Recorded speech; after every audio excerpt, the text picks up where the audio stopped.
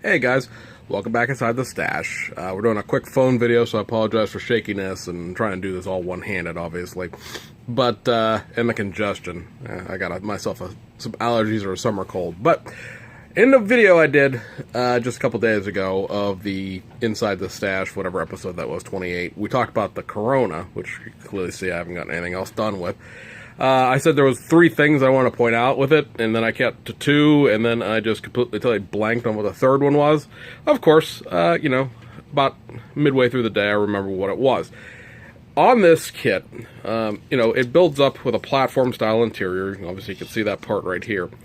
And you get, of course, door cards, as some people like to call them, or side panels.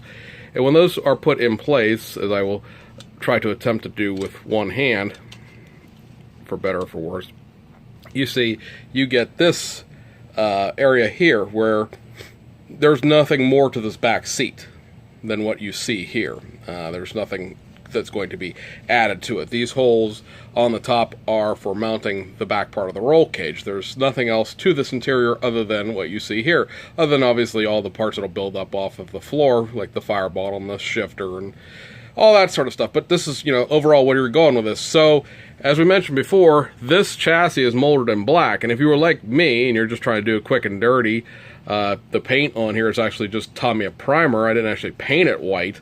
You have a situation where, unless you realize this going in, when you go to build this up, you would then have this situation right here, where these inner rear fender wells, which make up, whoops, went out of focus on you. There we go.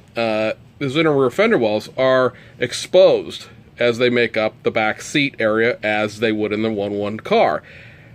So these are painted silver now because I'm just going to hand paint them white, flat white to match, as opposed to like taking this whole thing assembled and trying to tape it off and spray it with the airbrush or whatever. But yeah, that's something to keep an eye on, keep a lookout for if you're building this kit. Especially with a white interior like this, these inner fender wells are going to show plain as day when this thing is assembled and built up. So just a heads up there from your friendly stash building report to keep an eye on that, so that you don't end up building the whole thing and then having to go back and repaint it or paint it over, whatever the case may be. Anyway, guys, catch you later. Bye.